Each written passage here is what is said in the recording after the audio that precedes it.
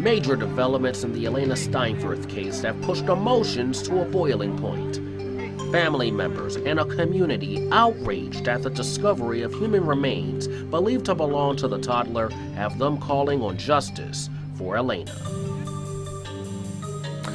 Good evening, everyone. You're watching WNWO News Tonight. I'm Bryant Madrick.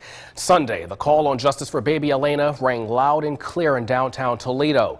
A rally was held outside the old courthouse. WNWO's Eric Wildstein was there and has tonight's big story. Our battle cry now is not bring Elena home. It's justice for Elena. The Steinfurth family made its new message loud and clear at this week's prayer vigil for Elena, held right in the heart of downtown Toledo. We want justice for Elena. She didn't deserve any of this, and we're not dropping or quitting till we get it.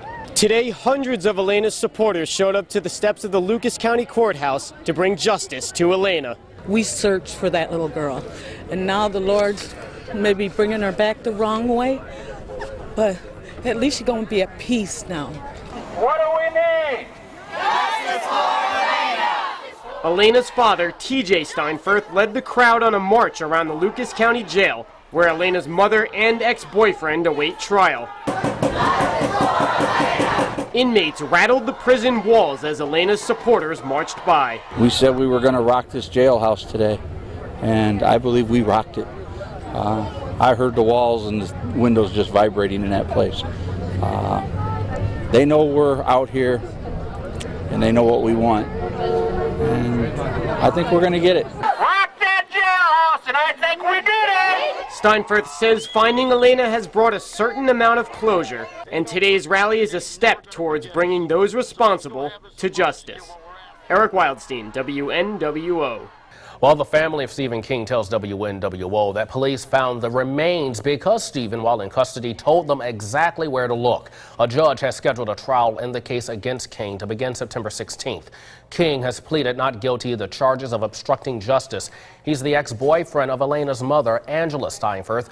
The former couple were last seen with baby Elena before she went missing June 2nd. Now, you can always get the latest developments in the Elena Steinfurth investigation and all the day's news, sports, and weather by downloading WNWO's mobile app for iPhone and Android. Time now to get a first look at tonight's weather. Meteorologist Brittany Patterson is in the Weather Center. Hey, Brittany. Hey, Bryant. What a Sunday. We saw a lot of cloud cover today, but temperatures very mild, very comfortable. And it looks like we'll shape up for a pretty nice night before a big warm up. Let's talk about the day that was, taking you out to Monroe, Michigan early this morning. A lot of cloud cover out there today, and most of it hung around for the majority of the day today, keeping temperatures in check. As we got into the late afternoon and right around the sunset time, that's when we finally saw some of those skies clear out. But overall, temperatures only topping out in the low 70s for daytime highs today. With those clearing skies this evening, temps starting to fall into the lower 60s. We'll find our way into the 50s tonight, but we have got some much warmer temperatures in store as we go through the next few days. Summer isn't done. I'll have your forecast in just a few moments. Bryant. Thank you, Brittany. Now to a WNWO follow-up on a shooting in North Toledo that sent 2 people to the hospital. Toledo police say 21-year-old James Bragg, who was involved in the shooting, died from his injuries Sunday night at St. V's Hospital. The shooting happened on West Park Street near Stricker after 3 Saturday afternoon. Neighbors say Bragg and the other shooter were shooting at each other. A neighbor who lives near the scene of the shooting tells WNWO they heard at least 12 shots fired. Police continue to investigate, but if you have any information about the shootings, you're urged to call Crime Stopper at 419-255-1111. Ohio State Highway Patrol is investigating a motorcycle crash that happened on County Road 294 and State Route 101 in Sandusky County after 7:30 Saturday night. Troopers say 56-year-old Michael Brumbaugh of Bradner, Ohio, was traveling south on CR 294 when he failed to stop at a stop sign. Brumbaugh lost control of his bike and was ejected. He suffered severe head injuries and was life-flighted to St. V's in Toledo. Brumbaugh wasn't wearing a helmet, and alcohol is believed to be a factor in the crash. The State Highway Patrol also investigating a one-vehicle traffic crash that happened Saturday night on the southbound lanes of I-75 in Wood County. Investigators say 19-year-old Kyle Dimmick of Toledo was riding his motorcycle at a high rate of speed when he lost control and overturned on the roadway. Dimmick was ejected from the bike but was wearing a helmet and protective clothing. He sustained serious but non-life-threatening injuries and was taken to the University of Toledo Medical Center. Alcohol use is not suspected and the crash remains under investigation. In Decision 2013, this is the final weekend before voters go to the polls Tuesday to vote in the primary election. One of the races a lot of people will be watching is the Toledo mayor's race. Mayor Mike Bell is running for re-election, and on Sunday he was knocking on doors talking to citizens about his track record during his time in office and why voters should keep him as mayor for another 4 years. Bell and 7 other candidates are running for mayor. The top 2 vote-getters from the primary will face off in the November 5th general election.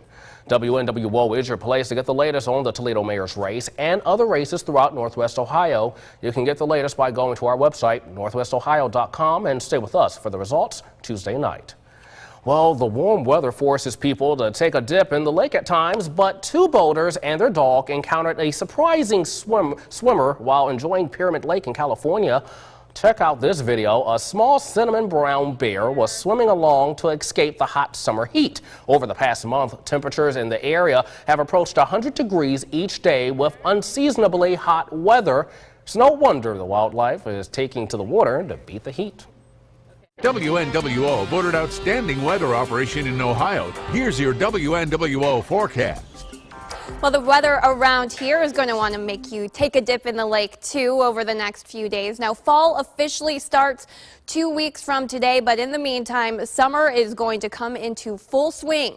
A big warm-up on the way. Let's talk about a cooler day, though, today. In fact, a lot of cloud cover around the area.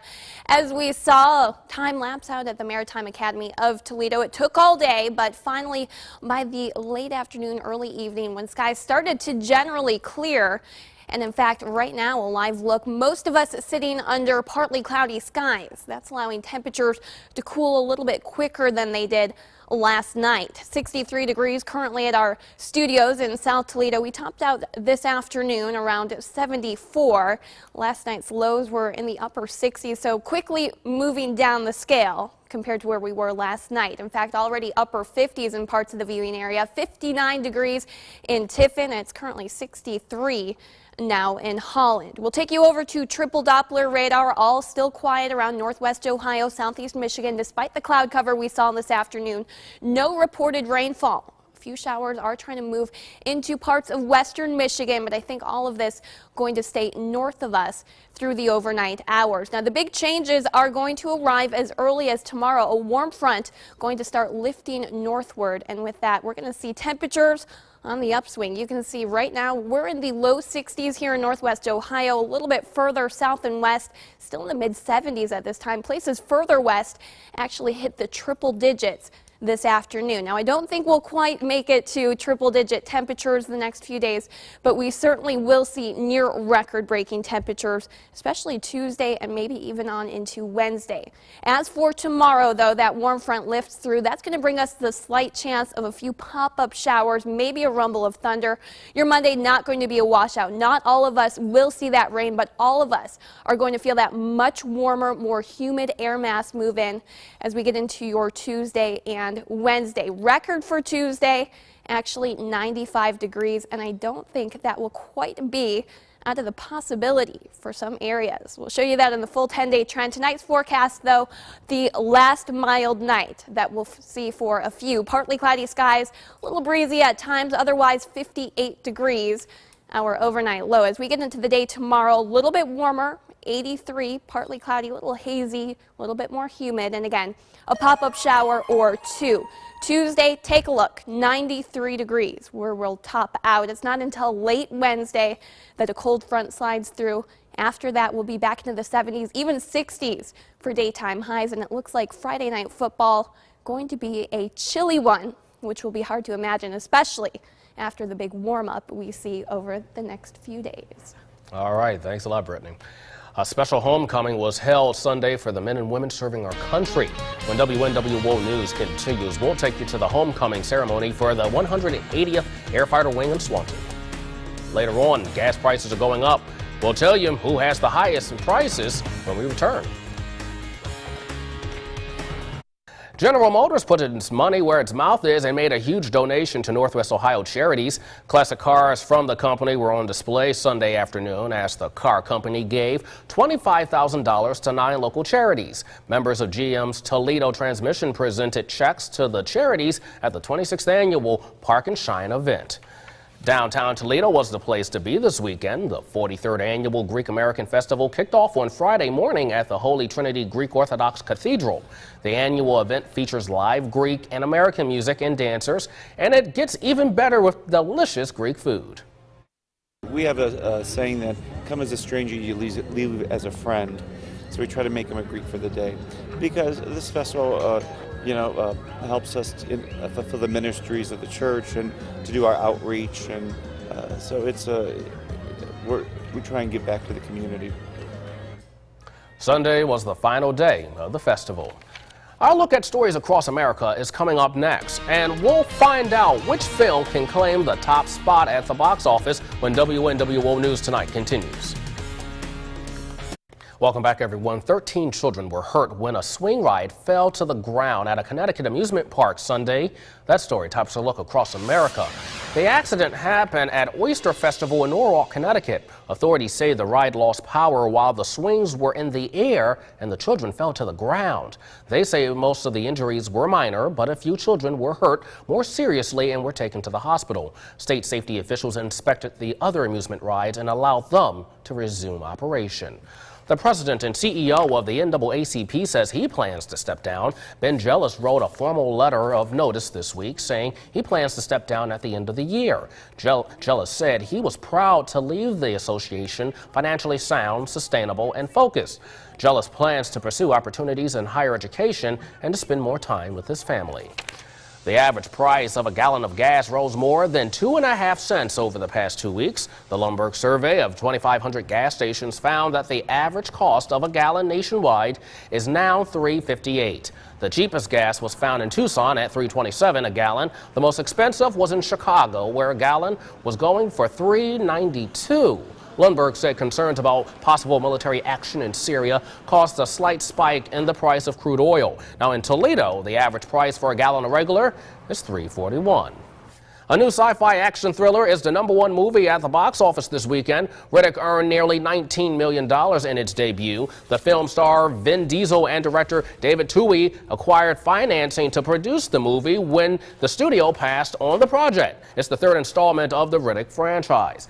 Lee Daniels, the butler, held on to the second place in the movie's 4th weekend in theaters. The drama starring Forrest Whitaker and Oprah Winfrey had just under $9 million in ticket sales. Instructions Not Included came in 3rd for the weekend. The Spanish-language comedy earned a little more than $8 million. All righty, Tori Carmen is in the house. Sunday night football tonight. A lot of good football games going on today. You know what, week 1, it's always fun to see how your teams are looking. Yeah. You know, some are looking good, some are looking a little, we got some work to do. Question mark. Question marks, always question marks at the beginning. But we got lots of highlights to show you. We got Lions, we got Browns, we got Bengals, all of that coming at you and more after the break.